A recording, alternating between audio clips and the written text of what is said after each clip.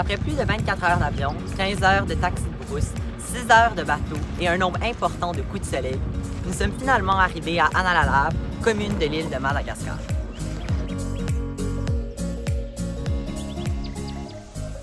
Nous sommes certes épuisés, mais nous avons du pain sur la planche. Effectivement, notre projet se divise en 3 axes: l'hygiène dentaire, la permaculture et la gestion des déchets, chacun visant à répondre à un besoin de la communauté.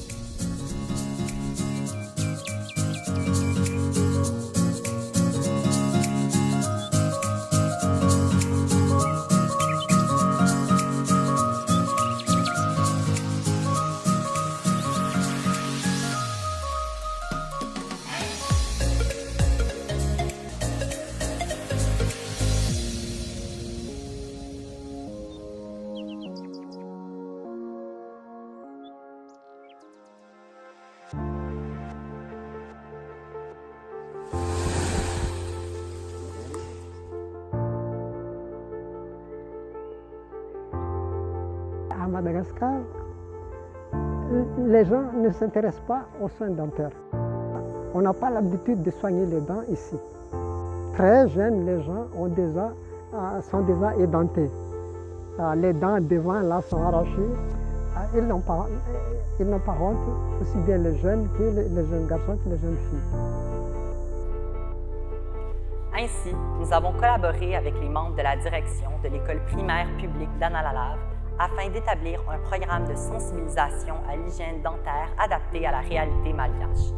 Nous avons donc effectué la distribution de plus de 1000 brosses à dents que nous avions amassées au préalable, tout en enseignant aux élèves malgaches les rudiments de la technique de brossage. À ces séances de formation, nous avons aussi incorporé la confection de dentifrice biodégradables qui ne contient que des ingrédients disponibles à faible coût à Madagascar.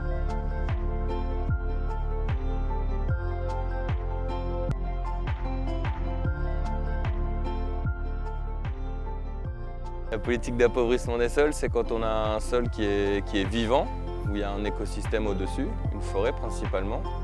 Donc un écosystème, c'est quelque chose qui est autonome. Et cet écosystème, on va venir le perturber en coupant toutes les plantes, tous les arbres.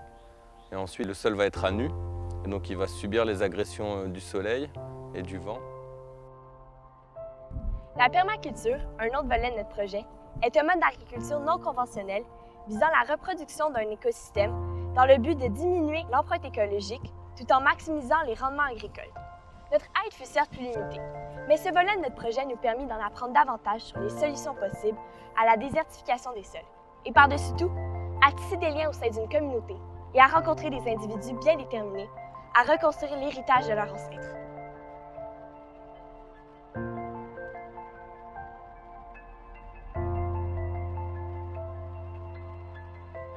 Ici, en 2019, à Madagascar,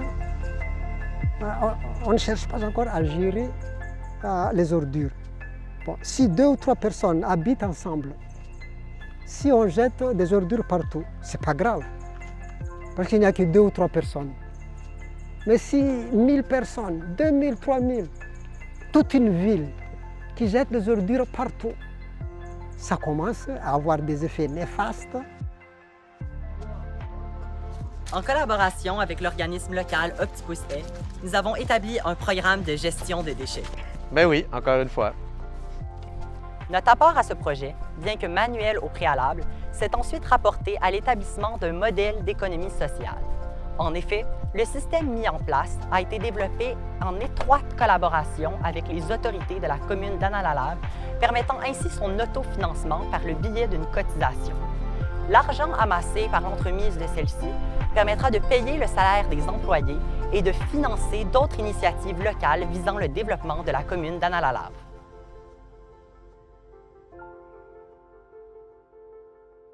Il est coutume ici d'utiliser l'expression malgache moramora pour signifier qu'il est primordial de vivre tranquillement, au jour le jour. Dicton jurant très souvent avec la perception qu'ont les pays occidentaux. Nous avons désormais compris que cette affirmation, bien que vraie, sous-tend le courage et la force exceptionnelle d'un peuple résilient.